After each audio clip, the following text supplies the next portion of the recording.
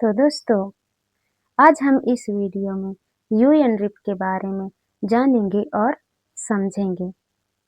तो दोस्तों, क्या आप जानते हैं या क्या आपने कभी सोचा है कि विश्व भर में रहने वाले जो इंडिजिनस पीपल है, जो आदिवासी लोग हैं, उनके अधिकारों की रक्षा कौन करता है?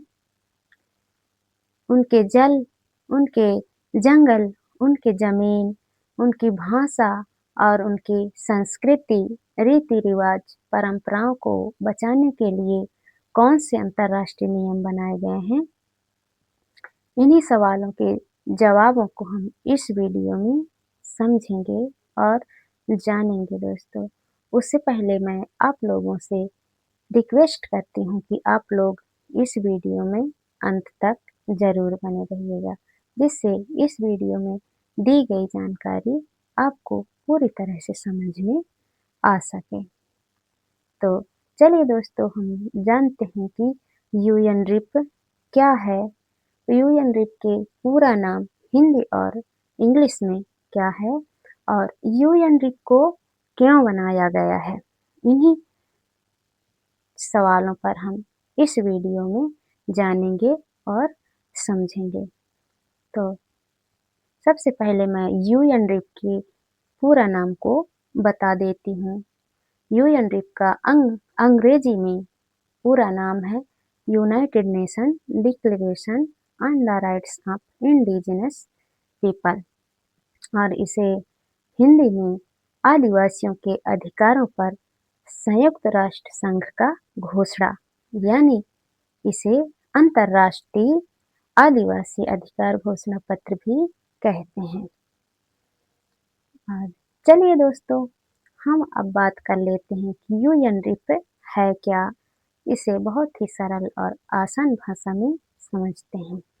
यूएन रिप एक अंतर्राष्ट्रीय डॉक्यूमेंट है, दस्तावेज है दोस्तों, एक घोषणा पत्र है। इसे संयुक्त राष्ट्र के महासभा ने 13 सितंबर 2007 को घोषित किया था, इसे स्वीकार किया था।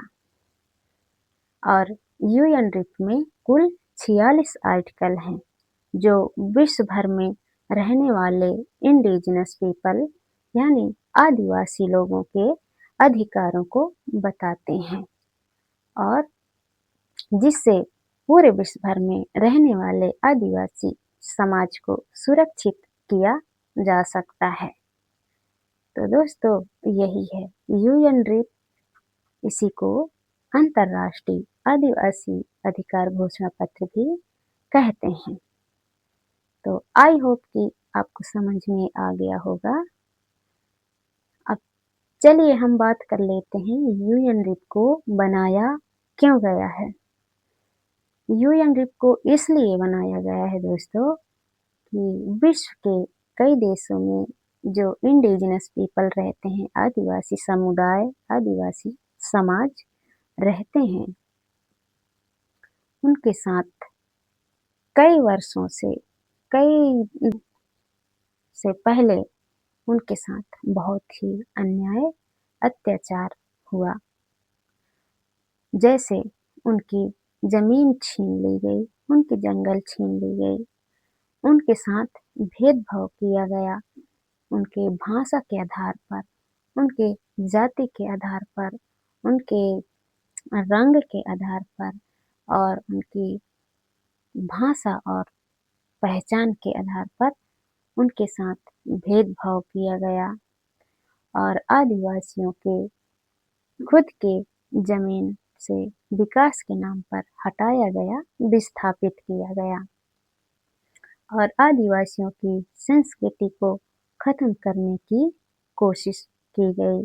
जैसे हमारे ही भारत देश में हमारे आदिवासी समाज कहीं ईसाई धर्म अपना रहे हैं, तो कहीं हिंदू धर्म अपना रहे हैं, तो कई अन्य धर्मों में कन्वर्टेड होते जा रहे हैं, यानी धर्मांतरित होते जा रहे हैं।